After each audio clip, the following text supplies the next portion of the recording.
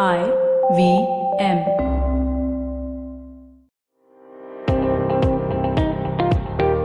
Welcome to All Things Policy, a daily podcast by the Takshashila Institution. We are a bunch of policy nerds based in Bengaluru, and we like bringing fresh perspectives to Indian affairs and Indian perspectives to global affairs. So grab a cup of coffee, sit back, and join us for today's chat.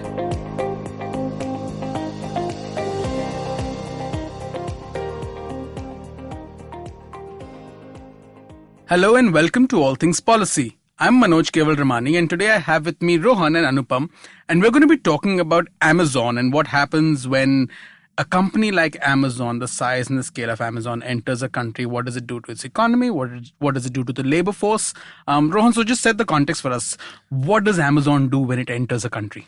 So the idea here is that Amazon is rapid with the way it makes products come to you, right? And to make that happen, what Amazon wants is a bunch of warehouses within a 1 hour distance of metropolitan areas. So in Delhi, you'll see that you'll have warehouses close to Gurgaon. Similar things happen in Kanpur, Lucknow, tier 1, tier 2 cities all across, right? And what did you just notice he didn't mention a single South Indian city? I know. It was all typical bias of North Indian people. All tier 1, tier 2 is in North India. That came out of nowhere, guys. Yeah. Tier 1 cities like Prayagraj and not Bangalore. Bangalore, I don't know where they would put it. I mean, I'm sure there is one near Bangalore, but I don't know my source. Nelbangla. Okay. Yes. So what Amazon wants is it wants warehouses near, let's say, a 1 hour distance of the metropolitan city. And because of Amazon Prime now, which makes sure that the products reach to you within a 2 hour window, which is ridiculous. So they want these whole warehouses which can, the average size I think is the size of 2 football fields for one Amazon warehouse building.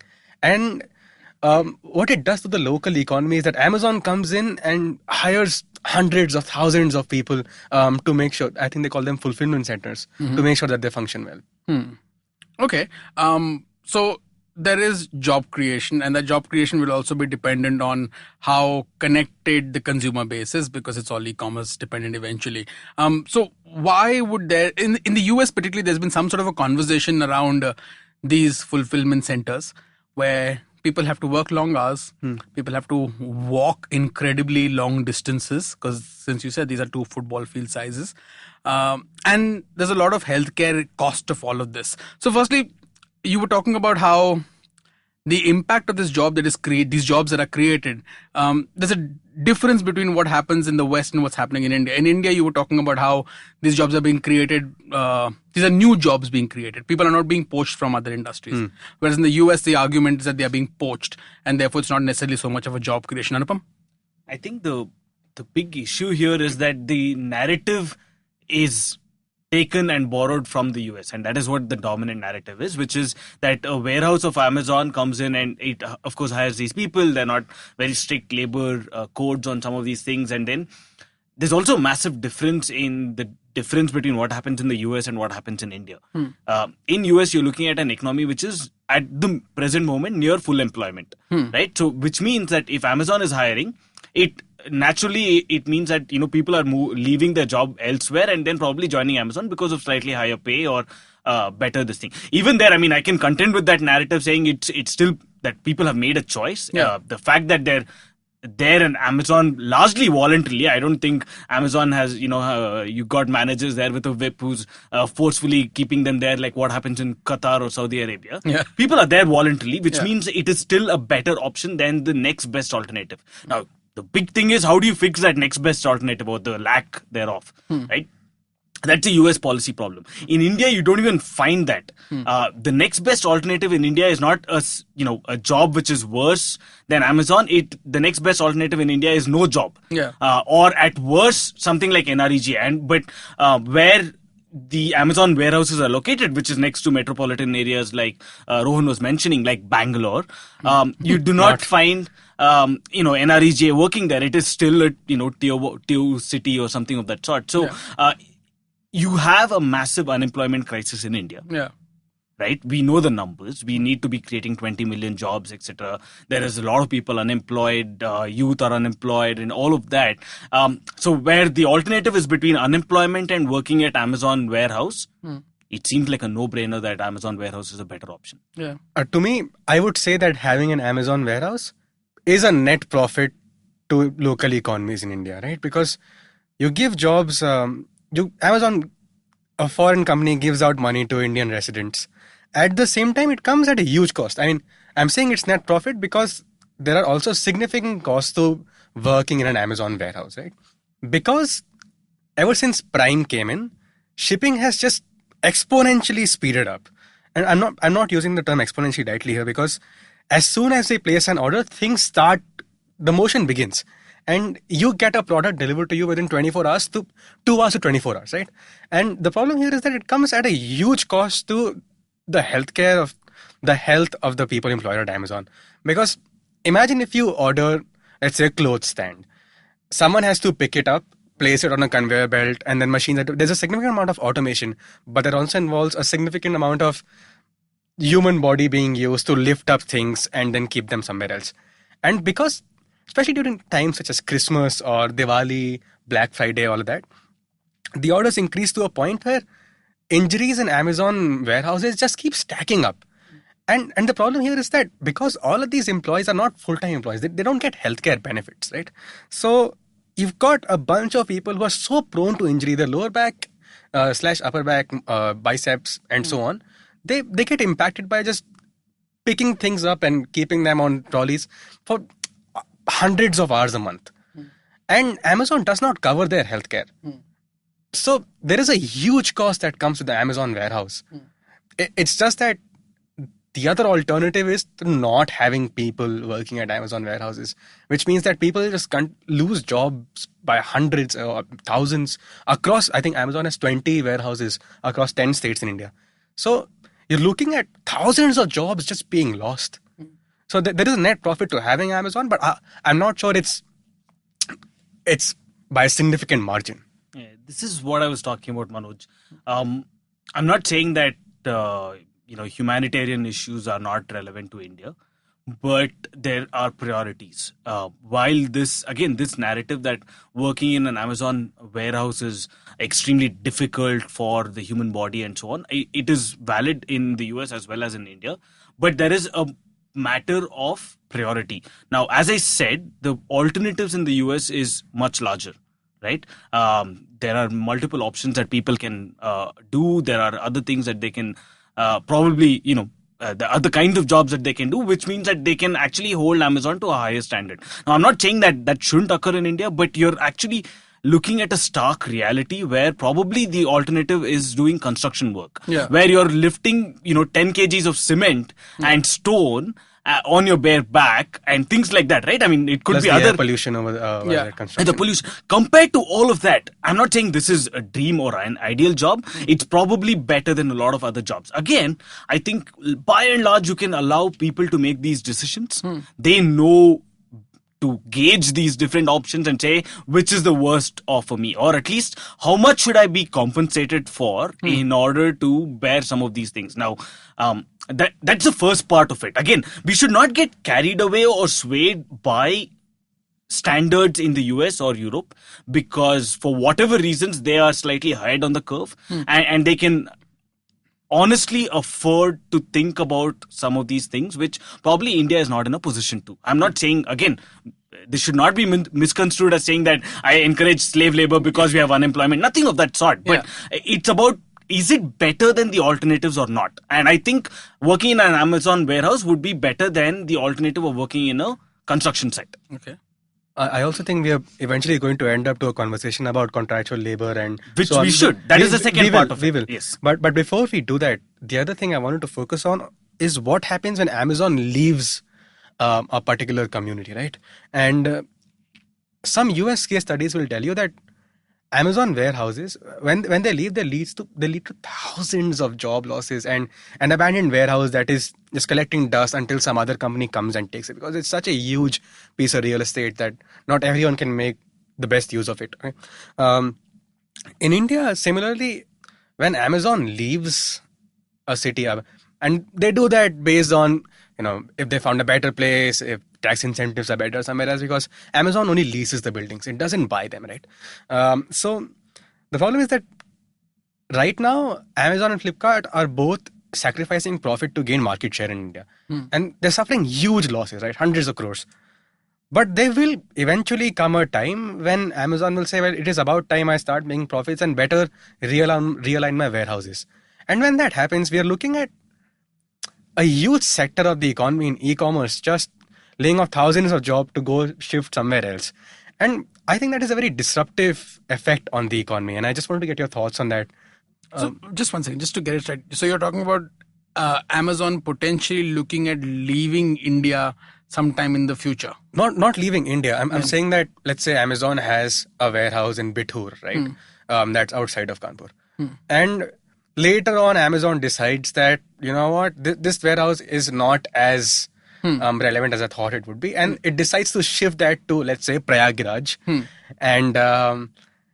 And so you lose thousands of jobs in Bithur. What also happens is that now there is at least hundreds of people who got injured lower backs, who want healthcare support in Bithur, but have no money to afford that because they're out of a job and also very unemployable to people with a body that is not functioning. And then they shift to Prayagraj, where, or whatever the local community near that is. And now the cycle continues, right? They hire thousands of people. And then they have back injuries or muscle injuries. And maybe then Amazon decides to shift after. So I want to understand what the effect on the economy is on a healthcare level. Okay, so there are two things. One, I don't think the US kind of case study is very applicable in India. The reason why Amazon would shift from one state to another would be because there's massive differences in tax rates and other kinds of regulations between states. Whereas in India, it's all uniform. I mean, a lot of these things come under the union list. States do not really have autonomy on a lot of these things to begin with tax rates. So there's no real incentive for Amazon to shift from one place to the other. The only thing is suddenly Kanpur massively loses out on its purchasing power, which I don't see it happening in a drastic fashion at least, such that there is a loss in jobs. So the applicability of such a case in India as it is extremely low. On the second front, even for some reason this happens, it's again a part of the natural thing. I mean, companies come and companies go. You can't force a company to stay in a particular place. I mean, you can have some form of exit clauses, which I think there is in India as it is. If you look at our ease of doing business ranking, I mean, not necessarily the ranking bit of it, but at least some of the parameters there talks about how easily you can exit. And in India, it's not easy at all. Once you're into a contract in a lease, it's not easy to exit that lease. It's not easy to shift your your permissions from one place to the other. So it's not easy as it is. So I don't think that is really relevant in India. But I think what you've touched upon is a broader and an important aspect, which is what do you do with contract labor and ensure their welfare? And I think this has been. Let me begin at least on this front by saying that there are definitely no easy answers. There are no answers at all. In fact, policymakers across the world are trying to figure out this exact same thing. How do you deal with a platform which has a lot of contract workers and who vehemently deny responsibility or liability for those people, right, on behalf of those people? So that's a constant. I mean, from Uber calling its drivers as partners and not really employees, such that it doesn't have to look after their welfare, look after the number of hours they work, any form of welfare measures, to, again, Amazon, it could be from the warehouse employees, delivery persons, or Swiggy delivery persons and so on. This problem exists throughout, right? If a person who's riding a bike for Swiggy delivery purposes and unfortunately meets with an accident, Swiggy is not going to be liable for that because that person is an independent contractor contracted to Swiggy, right? He doesn't get accident insurance. So your typical Factories Act and so on, if typically in the olden days industries, if there was, let's say, an injury sustained during your work or at the workplace, then you would be liable for that injury and you would have to pay compensation. Now, obviously in the new day, the gig economy, none of these things exist. So I think that's what, to begin with, I think this is a question that's not been answered anywhere because it has, arguments on both sides.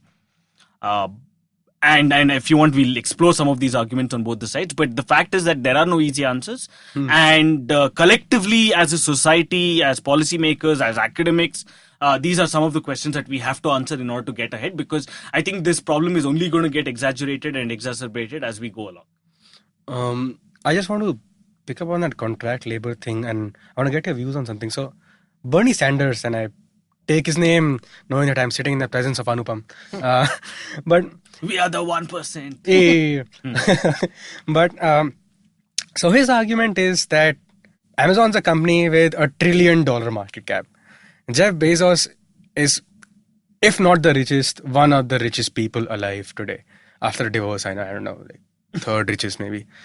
And surely, like, Amazon can afford to raise minimum wages for people working for them from, let's say, in the American context, from $10 an hour to $14 an hour. And in the Indian context, I also think that we should be lobbying for this, as in the government against Amazon, saying that at least someone needs to step up and say that, boss, our economy needs a boost and you employ so many people, but we'd really appreciate it if you can raise the minimum wage by X percent. The way you put it, it sounds like you're telling Jeff Bezos out of the goodness of your heart. Yeah. We would really appreciate it if you would do this. No, but that's my eventual question. And Jeff Bezos' wealth has nothing to do with this question. Yeah. It's not that he's going to reach into his bank account and distribute, take $1 and distribute to every person. That is not a solution. No, for and sure. You should not even be bringing it up in a policy context. No, but my question is that given that Amazon can largely seems to be able to afford to pay its workers more just because of the profit that they can make and how they're valued, how reasonable is it to say that India has market leverage? No, it is completely unreasonable.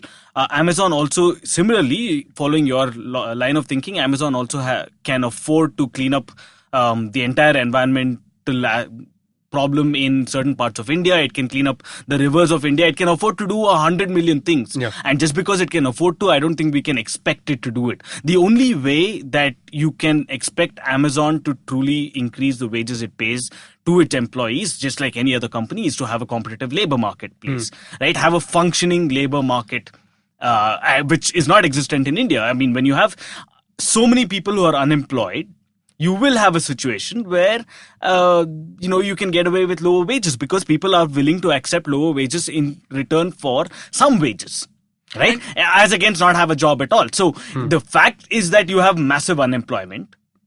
Okay, yeah. Because of that massive unemployment, any company, it's forget about Amazon, forget about what they can afford to or not, right? Any company, even if a person hiring domestic workers, gardener or a plumber or whatever, from that to Amazon hiring in tens and thousands, will pay whatever the least amount they can get away with. So let's assume, let's just play this out, okay? Let's just say some right-minded, good-thinking bureaucrat decides that, while we can't regulate platforms and we can't do these things right now because we're still figuring it out, we should have a higher base for minimum wage for people working in such enterprises. What would so let's just assume, I don't know what the minimum wage in India today is, but let's assume that the minimum wage is, $1. And you decide that no, people working in these enterprises should get a minimum wage of 1.3. What would the impact of that be on the market, on product cost, on employment and all of that? Just play it out for us. Playing it out, first, Amazon would say that none of these guys are our employers. So thus, we can't even offer minimum wage. They're independent contractors. And thus, they're contracted to do a service in exchange for a particular sum of money, which is different from a wage. Okay. So firstly, that entire minimum wage thing will fall flat. Now, you could, of course, say then, as part of the whatever contract you have to do this and so on. But I think Amazon would just then go ahead and automate even more. Yeah. And the number of people it would employ would decrease. Yeah. And in net effect would be that you would lose out on whatever employment opportunities that Amazon is creating. Now, the only way out, if health concerns are a reality or if there is increasing amount of injuries, I think the only way out of this is for us, and I don't have the answer, but is for us to really figure out liability loss, right? Which is if a Swiggy driver, an Uber driver or Amazon employee injures themselves during this thing, who's liable for that action, right? Who's liable? So I think these are things you can really say, and it should be across the board. Yeah. It should never be that you can't pick out favorites or Yeah. disfavorites and say people working in Amazon gets this kind of laws, whereas someone else. Amazon will just start labeling things they do slightly differently. There are 100 ways to get around the regulations. You're going to create rent seeking. You're going to create, again, the Inspector Raj. You're just going to create the whole mess back again. What you can do, I think, is, you already have some kind of minimum wage laws in effect, which, by the way, I'm against, but that's, I think, an entirely different ATP episode. But having these things don't really work, right? Because we know why they don't work, and we've discussed minimum wages across sectors in India. But I think we can get to a point where we can say that some of these companies have to be liable for some of the actions that their employers do, both positive and negative. Now, again, if, let's say, here, let me play out another scenario, right? A person who's delivering an Amazon product to a customer who's ordered decides to not deliver it and throw it away. At that point of time, do you think Amazon will say, sorry, it's an independent contractor, so we are no longer liable? No. Amazon will take responsibility for that action. If not, the consumers will go after them. So how do you then turn that around, that same kind of thinking, to say they're also liable for the for the other things that happens to this thing? So you got to figure that bit out, and then you can have a general. See, as it is, I think we are reaching that stage where labor laws and so on, they are getting reformed, and overall reforming them, overhauling them is completely kind of, we have passed the inevitable point. It was, the inevitability was 20-30 years back. 1991, we should have reformed the labor market. And we've not done that until 2019, but I think now there are some kind of signs that we are reforming the labor market. Part of that would be a special kind of this thing on how do you deal with the platform and the gig economy. So on a lot of things regarding labor, from how many hours you work. What if because of the incentive systems that Uber has set up, you've got a driver who's working 14 hours in order to meet that incentive, and then meets with an accident with a customer behind. Will Uber say, sorry, this is not my responsibility? I think, again, that is a liability aspect that we have to fix. So that entire intermediary liability and so on is something we have to fix, and that's where we're getting it. Rohan? Intermediary liability, strongly agree. But I want to get your thoughts on the recent state of California sort of news that they wanted Uber drivers to actually have some more rights, not just as contractors, but as actual employees. I want to get your thoughts on that, because currently, and I Googled it, the minimum wage for India is 160 rupees per day. That differs, by the way, from state to state, and now it's been revised as well. But I don't know what the standard deviation that is across states, but I imagine there are no huge highs, huge lows. No. There's anyway reform of that also being undertaken right now. And we've discussed this in one of the ATP episodes in the past. So what if the union government tomorrow were to follow California's lead and say that we are going to make such platforms a bit more liable, and say that you can't just have contractors. For example, you need to pay for their healthcare, right? How does that play out? It's a very difficult. It falls into that same category of trying to fix minimum wages in all of this. You're going to create unemployment, right? That is a very realistic kind of projection of the outcome of a policy move such as this. So when you create, let's say that Uber is going to be responsible for the healthcare of all your employees, then Uber's not going to hire as many. In fact, it'll become completely untenable for Uber unless they jack up the prices. Once you jack up the prices, again, you'll hit them in that way, saying you can't do search pricing more than 3x or 2x, right? From consumer welfare angle. So either way, Uber then cannot survive, and you're going to close down Uber. So I'm going to attempt a market solution to what you've said, and Anupam will bear with me if I'm incorrect. Will he though? Given that I follow China and market solutions don't wait. So you let them pay people based on contract or whatever. You don't, in case of accidents and liabilities, those are different things. But healthcare, it's a contract worker, you don't necessarily provide that. But because you are generating employment and therefore generating income, if the insurance sector is well enough, that deals with providing healthcare provisions in some ways. So you create greater access to healthcare and probably more affordable healthcare through insurance. Does that work as a market solution? Absolutely. Manoj, you passed. So a year and a half of working with Anupam and listening to economics has made some impact. No, absolutely. I think, overall, this is again an across the board problem, right? It's not to do solely with platforms and the gig economy. In fact, there should be work related insurance a market for anything. I mean, if I get injured in Takshila while recording a podcast, because of the outrageous things I say, someone might punch I me, think right? we should get insured first because Because you have to listen to me, yeah. But in that sense, I think insurance for the workplace is a market that is waiting to be developed in a lot of sense. So I think that should apply for the gig economy as well.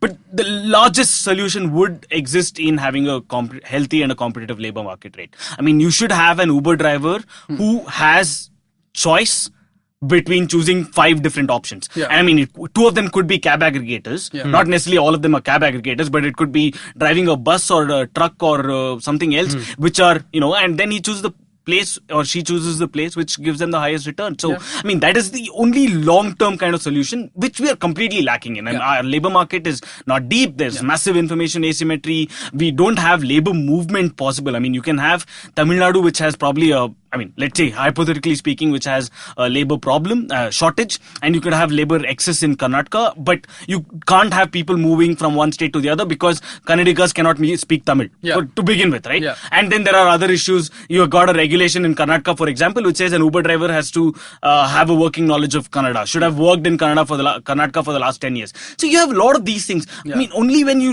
remove all of these restrictions and you have a healthy labor market, I think people have better choice. And once you have better choice, Uber will be competing with Ola and 3 other, Rohan Travel Company and Manoj Travel Company to give the best benefits to attract the best drivers. Right? So that's, I think, the way it's going to work. Makes sense. So, as a non-economist, from what I could gather from that speech, is that we have labor in huge supply. And the problem is that you can't have labor, sort of better working conditions for laborers, because if one guy decides not to work, there are 100 people in line. Exactly. Is that the... Absolutely. That's exactly it. Yeah. And that is India's unemployment problem. Yeah. And how do you think, what is the single best reform you could have for this? Reform the labor market. I mean, we've spoken about this. Okay. I think that is another episode which is probably going to be not just half an hour long, but probably a couple of hours long, and still will yield nothing given the way we move. But with that, I'm going to call it an end to this conversation. Thank you so much for listening to us. Thank you so much, Anupam. Thank you so much, Rohan. Thank you. Do you want to just share your Twitter handle so people can write to you and tell you how wrong you are? I don't want to do this, but okay, you can reach me on Twitter at Anupam Manur, ANUPMMANUR. I'm at the Setist, TheSetist. Also, I have 78 followers, so if I gain any out of this episode, that's a gold flag. So yeah, if you take Rohan to 100, he'll treat you to an ice cream. Plus one. Thank you so much for listening to us, and do keep tuning in. If you liked our show, don't forget to check out other interesting podcasts on the IVM network. You can tune into them on the IVM Podcast app, ivmpodcast.com, or wherever you listen to your podcasts. You can also follow IVM on social media. The handle is at IVM Podcasts on Twitter, Facebook, and Instagram. And hey, if you'd like to dive into Takshashila's research on technology, strategy, and economic affairs, check us out at our Twitter handle at Takshashila INST or our website takshashila.org.in. I hope you enjoyed that show. We'd like to thank our sponsors this week, Intel, Storytel, and Cambly. And let me tell you a couple of things that you should check out this week. On Storytellers and Storysellers, Vineet is joined by actor Amol Parashar and content strategist at TVF, Akansh Kaur. They talk about the risks and rewards they encountered after quitting their traditional jobs for digital media entertainment.